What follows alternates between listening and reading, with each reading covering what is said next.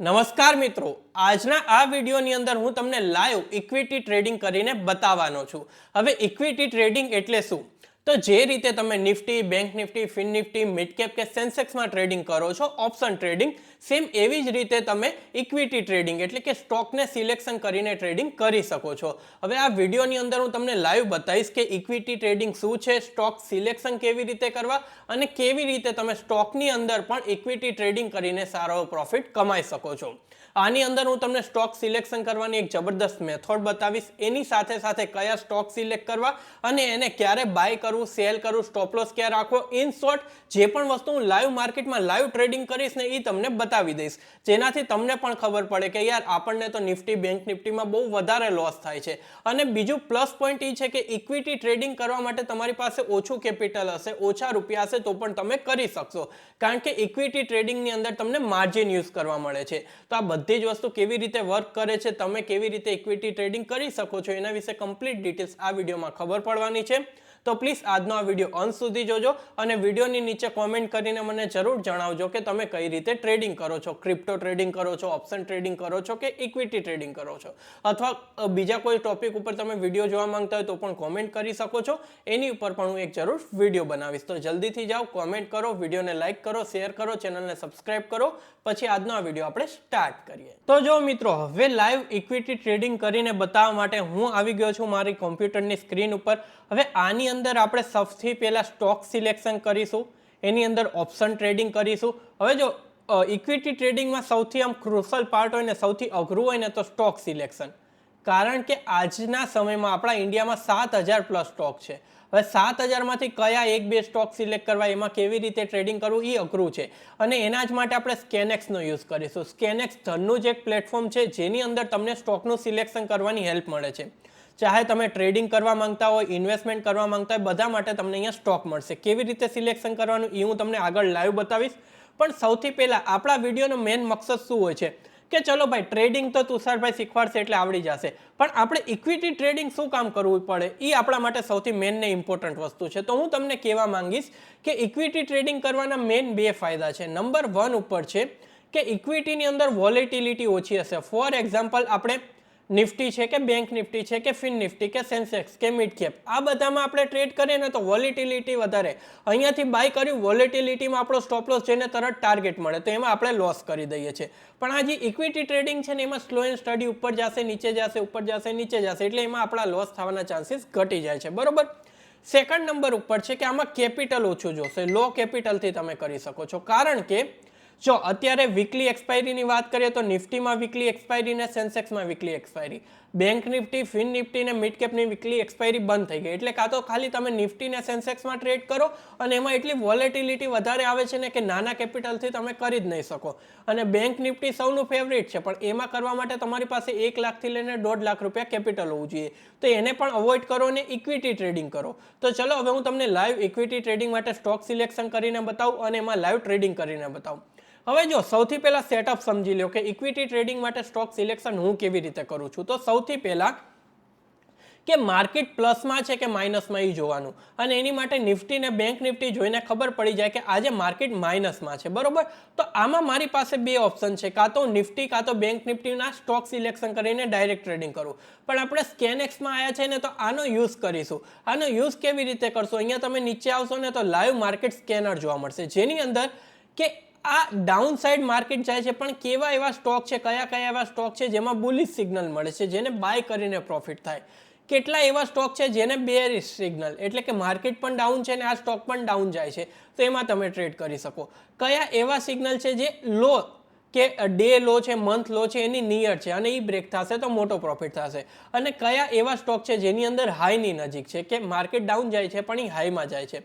તો આજના માર્કેટની કન્ડિશન પ્રમાણે તમારે બિયરિશ સિગ્નલવાળા સ્ટોક સિલેક્ટ કરવાના. તો હું વ્યૂ મોર ઉપર ક્લિક કરીશ.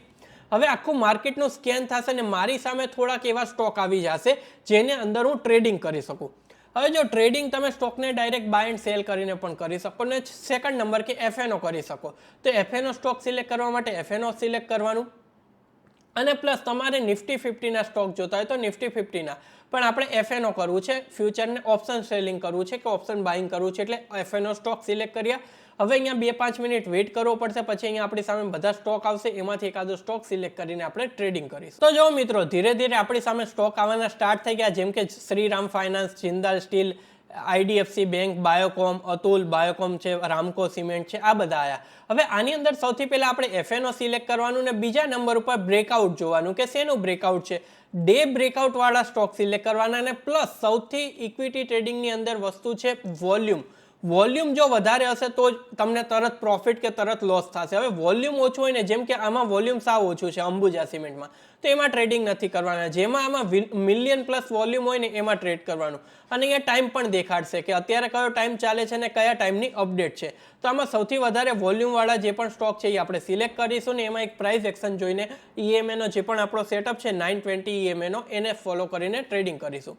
તો અહીંયા સૌથી વધારે વોલ્યુમ મને જ્યાં જોવા મળે છે એ છે આપણે આઈડીએફસી બેંક, અને એ ડે લો બ્રેક કરવા જાય છે, તો એને સિલેક્ટ કરીને ટ્રેડિંગ વ્યૂમાં ઓપન કરીશ, એટલે કે ધનમાં ઓપન કરીશ. તો અહીંયા આઈડીએફસી બેંકનો જે પણ ચાર્ટ છે એ મારી સામે ઓપન છે. આ 15 મિનિટમાં જો તો સ્ટ્રોંગ સેલિંગ આવી ગયું છે, જેના વિશે આપણને ઓલરેડી સ્કેન એક્સે કીધું. હવે મને કહો કે 7000 સ્ટોક જોયા પછી ખબર પડે ના ડાયરેક્ટ તમને આપી દે.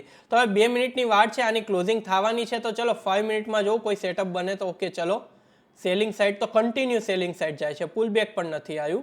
તો અહીંયા આપણે એક આનો જે પણ પુટ છે એ ઓપન કરીએ. ચલો આનો મેં પુટ અહીંયા જો આ ઓપ્શન ચેન ઓપન કરીને આનો પુટ ઓપન કર્યો છે, જો આનો પુટ ઓપન કર્યો છે ને આ એક લોટ બાય કરવા માટે મારે કેટલું કેપિટલ જોશે?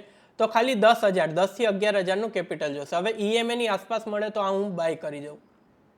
ચલો 1 મિનિટમાં તો EMA ની આસપાસ છે. ચલો 1 મિનિટમાં લાગે છે કે બાય કરું. આમાં EMA ની નીચે આવશે ને તો હું કેન્સલ કરી દઈશ, બરોબર. ચલો થોડીક પુટ આમાં અહીંયા પ્રીમિયમમાં મોમેન્ટમ નથી.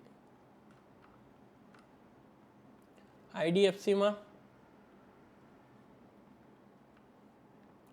થોડુંક માર્કેટ અહીંયાથી રિવર્સ થાય છે. વેઇટ કરો જ્યાં સુધી આપણો સેટઅપ ન બને ને ત્યાં સુધી ટ્રેડ ઓકે. ચલો આ ડાયરેક્ટ નીચે ઓકે. ચલો રેડી. આને અહીંયાથી બાય કરી શકાય. એકવાર આ EMA થી રિજેક્શન લઈને અહીંયાથી જ યાર સપોર્ટ લીધું. EMA થી રિજેક્શન લેવા દો, આપણે બંધન બેંકમાં એન્ટ્રી કરી લઈશું. બંધન બેંકમાં ઓલરેડી કહી દીધું 10,100 ની આસપાસ આપણું કેપિટલ રિક્વાયરમેન્ટ છે. એક કામ કરું અહીંયા ચલો બાય કરી લઉં. ચલો આને બાય કરી લીધું છે, બરોબર. બંધન બેંકને અહીંયા થોડુંક આપણને અપસાઇડ મળ્યું છે, બાય કરી લીધું છે. હવે આની અંદર આપણો સ્ટોપલોસ સમવેર અરાઉન્ડ અહીંયા આપણો સ્ટોપલોસ મૂકી દઈએ. જો ધનની અંદર બધું જ વસ્તુ તમે એક સાથે કરી શકશો ચાર્ટની ઉપર જ. ચલો અહીંયાથી રિજેક્શન લઈને નીચે જશે તો આમાં આપણને પ્રોફિટ થશે. અત્યારે કોસ્ટ ટુ કોસ્ટ ચાલે છે. ચલો જોઈએ કેટલું પ્રોફિટ આમાં બુક કરીએ છીએ, બરોબર. બીજા કોઈ સ્ટોકમાં આપણને સેટઅપ દેખાતું હોય, ચલો આમાંય દેખાય તો છે કોરામંડલમાં નહીં યાર, આ વધારે ગેપ અપ ઓપન છે, આને બંધ કરો. આ 5 મિનિટ 1 મિનિટમાં ચલો યાર 1 મિનિટમાં આ પણ EMA ની આસપાસ મળે છે, પણ આમાં યાર વોલ્યુમ બહુ ઓછું છે આઈડીએફસી બેંકમાં. ચલો આમાં જોઈએ શું પ્રોફિટ થાય છે. ચલો બીજો કોઈ સ્ટોક આવ્યો હોય તો, કારણ કે આમ ઓકે બજાજ ફાઇનાન્સ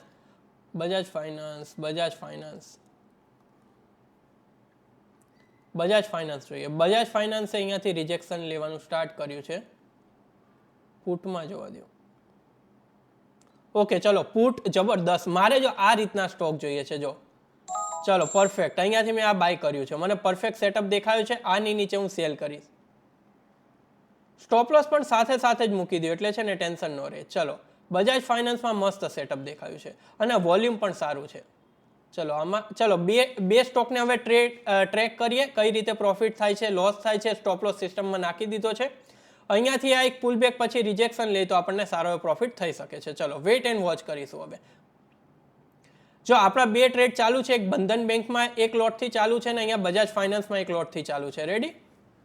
બજાજ ફાઇનાન્સમાં એક ગ્રીન કલરની કેન્ડલ બને તો હજી એક લોટ હું બાય કરીશ, કારણ કે આમાં 11,000 સમથિંગનું આપણું ઇન્વેસ્ટમેન્ટ છે. જો અહીંયાથી એક ગ્રીન કલરની કેન્ડલની ફોર્મેશન થાય, અરે યાર આ EMA ની ઉપર ન જવું જોઈએ. ચલો વેઇટ એન્ડ વોચ કરીશું. એડ ઓન ક્વોન્ટિટી કરું તો તમને અપડેટ કરું, અથવા પ્રોફિટ ને લોસ થાય તો તમને અપડેટ કરું. અહીંયા બંધન બેંકમાં એક સારું પ્રાઇસ એક્શન છે. હજી એક ક્વોન્ટિટી એડ ઓન કરીશ, જેનાથી મારી એવરેજ બાઇંગ થોડીક આવી જાય એવરેજમાં, કારણ કે અહીંયા જબરદસ્ત યાર પ્રાઇસ એક્શન મને દેખાય છે. એઝ વેલ એઝ અહીંયા જો રાઈટ ડિસિઝન હતું કે નહીં 2 લોટનું જુઓ, કારણ કે પ્રાઇસ એક્શન મને દેખાય છે. હવે બજાજમાં જો બજાજમાં થોડુંક નીચે જાય ને IEMA તો આમાં પણ એક ક્વોન્ટિટી એડ કરું. ક્વોન્ટિટી ક્યારે એડ ઓન કરવી કઈ રીતે, ઓકે ચલો આમાં એક ક્વોન્ટિટી એડ કરું. બંનેમાં મેં ડબલ લોટ કરી દીધા છે, કારણ કે મને લાગે છે કે હવે સારું બ્રેકઆઉટ આવશે, કારણ કે સેલિંગ એક પુલ બેક ને પાછું બ્રેકઆઉટ આવ્યું છે. ચલો પ્રોફિટ બુકિંગ કરું તો હું તમને અપડેટ કરીશ કે કઈ જગ્યાએ હું પ્રોફિટ બુકિંગ કરું છું. ચલો વેલ એન્ડ ગુડ.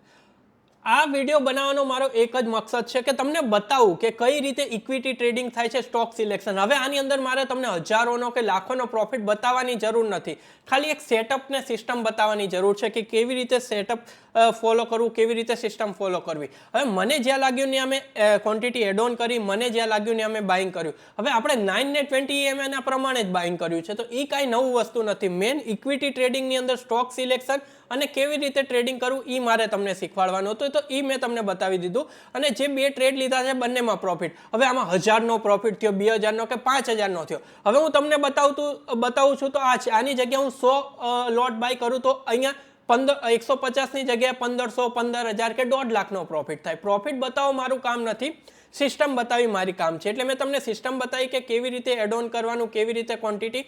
બાકી આ પ્રોફિટ જોઈને તમને કાંઈ ફાયદો નથી થવાનો કે લોસ જોઈને તમને કાંઈ ફાયદો નથી થવાનો. તો હું આશા રાખું છું કે તમને એક સિસ્ટમ ખબર પડી કે ઇક્વિટી ટ્રેડિંગની અંદર સ્ટોક કેવી રીતે સિલેક્શન કરવા, કેવી રીતે ટ્રેડિંગ કરવું, કયા ક્વોન્ટિટીને એડ ઓન કરવીને 9 ને 20 EMA ના સેટઅપનો યુઝ કરીને ઇક્વિટી ટ્રેડિંગ કેવી રીતે કરવું.